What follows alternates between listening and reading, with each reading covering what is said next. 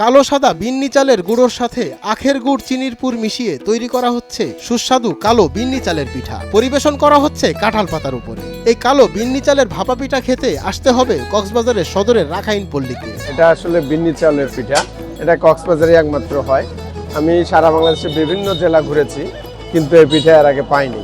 তা আমি কক্সবাজারে 18 বছর ধরে এখানে বসবাস করতেছি, কিন্তু 18 বছরের মধ্যে আমি অনেকবার খেয়েছি, এবছরও আমি খাচ্ছি এবং এটা একটা মানে আলাদা স্বাদ, এটা আমি বলে বোঝাতে পারবো না। পিঠা আমি খেয়েছি, ভাপা পিঠা অন্য যেটা পাওয়া যায় ওটাও খেয়েছি, কিন্তু বিন্নি চালের পিঠার মতো মানে স্বাদ মানে আমি পাইনি অন্য পিঠাতে। যেখানে মা মিয়া ও তৈ মিয়া দম্পতি পরম মমতায় তৈরি করছেন এই কালো বিন্নি চালের ভাপা পিঠা। এটা বিন্নি চাল আর বিন্নি চালের পিঠে দুই রকমের, একটা কালো একটা সাদা।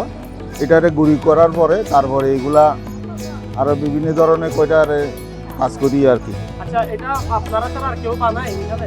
না, এখন আর কেউ বানায় না এখানে। সম্পূর্ণ প্রাকৃতিকভাবে তৈরি এই পিঠা খেতে পিঠা প্রেমীদের চাপ এত বেশি থাকে যে সামাল দিতে হিমশিম খেতে হয় এই দম্পতিদের। দোকানের সামনে লেগে থাকে ক্রেতার ভিড়। প্রতিদিন বিক্রি করেন 300 থেকে 400টি পিঠা, প্রতিটির দাম 20 টাকা। শুধুমাত্র শীতকালেই তৈরি করা হয় এই ভাপা পিঠা। ভাপা পিঠা অ্যাজ ইউজুয়ালি সারা বাংলাদেশে খাই। যে চালগুলো হয় সেগুলো হয় হচ্ছে বোরো ধানের চাল বা আমন ধানের চাল, কিন্তু এই চালটা বিশেষত একটা চাল, সেটা পাহাড়ে হয়। সেই পাহাড় থেকে আনা চালগুলোকেই বিন্নি চাল বলা হয়। তো সেই চাল দিয়ে সেই পাহাড়ি জুমের ক্ষেতের ধান এবং সেই চালের যে উৎপাদিত এই ভাপা পিঠা, একটা আলাদা একটা টেস্ট এখানে পাওয়া যায়। আর বিশেষত এর সার্ভিংসটা একটু ডিফারেন্ট। আপনারা দেখতে পাচ্ছেন যে এটা এই যে কাঁঠাল পাতায় মুড়িয়ে দেওয়া হচ্ছে, এটারও একটা বিশেষত ভেষজ একটা গুণ আছে। আপনি যখন ভাপা পিঠাটা কাঁঠাল পাতার উপর রাখছেন, সেখানে আলাদা একটা ভেষজ গুণ ওখানে ঢুকছে। তো এটা একটা বিশেষত্ব আছে। বিক্রেতা তৈ মিয়া বলছেন এই পিঠার উৎপত্তি বার্মায়। বংশ পরম্পরায় তারা এটি তৈরি করতে শিখেছেন। এই পিঠা খেতে পর্যটক আসেন দেশ বিদেশ থেকে। এটা টেকনোলজি হলো তো বার্মার টেকনোলজি এগুলো। তো মানুষ কেমন আছে এটা খাওয়ার জন্য?